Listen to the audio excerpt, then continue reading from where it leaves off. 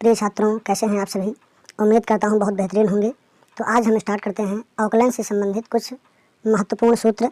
देखिए, अगर मुझे ज्ञात करना हो x की पावर 5 का अवकलन, तो देखिए कितना होगा। ये पावर आगे आएगी और एक पावर कम हो जाती है, तो यहाँ 5 को हम आगे लाएंगे, 5 आगे आ गया और एक पावर कम कर देंगे, पावर क्या हो जाएगी यहाँ से 4।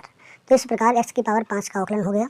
अगला देखिए, अगर मुझे करना हो d/dx अर्थात अवकलन करना हो x के सापेक्ष, x की पावर मुझे करना है 9 का अवकलन, कितना होगा। देखिए, पावर को आगे लाएंगे और एक पावर कम कर देंगे, इस प्रकार हमारा ये इसका अवकलन हो जाएगा।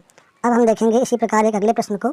हमें अवकलन ज्ञात करना है x की पावर, मान लीजिए मुझे ज्ञात करना है 20 का, तो क्या होगा, यहाँ पे पावर हमारी आगे आ जाएगी और एक पावर हम कम कर देंगे, पावर क्या हो जाएगी 19 हो जाएगी।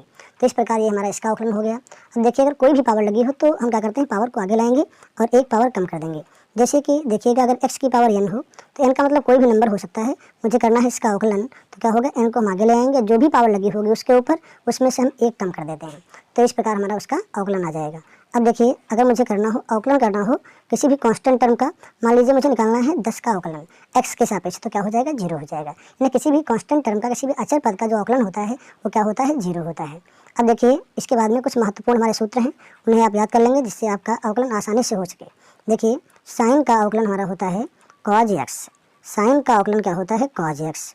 इसी प्रकार cos x का अवकलन क्या होता है, ये हमें याद करने पड़ेंगे क्योंकि इनका ही उपयोग अवकलन करने में होगा।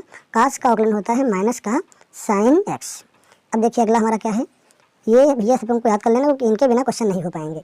अब हमारा अवकलन करना है sec x का, तो sec x का अवकलन क्या होता है, sec x into tan x।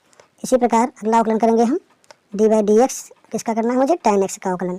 तो हम जानते हैं tan x का अवकलन होता है sec स्क्वायर x, तो tan का अवकलन हो गया। अगला देखिए, d/dx ऑफ, हम करेंगे यहाँ से cot x का अवकलन, तो cot x का अवकलन होता है माइनस का cosec स्क्वायर x। अगला देखेंगे यहाँ से हम, अगला हमारा अवकलन है cosec x का, तो हम जानते हैं cosec x का अवकलन क्या होता है, माइनस का cosec x इंटू में cot x। तो हम ये हमारे कुछ बेसिक फार्मूले हैं, क्योंकि इनके बिना हम अवकलन नहीं कर पाएंगे, तो ये फार्मूले जो हमें याद करने हैं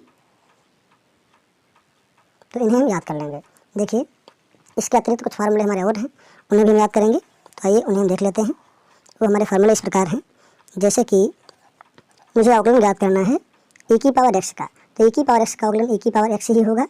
और अगला मुझे अवकलन ज्ञात करना है यहाँ से log x का, तो log x का अवकलन हमारा होता है 1/x। तो ये कुछ हमारे बेसिक फार्मूले हैं, क्योंकि इनकी सहायता के बिना हम प्रश्नों को नहीं हल कर पाएंगे। तो प्रिय छात्रों, इन्हें आप एक बार 2 बार रिवाइज करें जिससे आपको याद हो पाएँ, और मैं कल से स्टार्ट से अवकलन के प्रश्नों को हल कराऊंगा, जिससे आपके प्रश्नों को आसानी से हल हो पाएँ। इसलिए ये फार्मूले जो हैं आपको याद करना बहुत ही ज़रूरी है। तो अब मैं डेली इसी अवकलन के प्रश्नों को हल कराऊंगा और आप उसकी कॉपी बना लें और रेगुलर उन सवालों को हल करते रहें, जिससे आपका अवकलन टॉपिक जो है ये आसान हो सके और आप इसके प्रश्नों को हल कर सकें।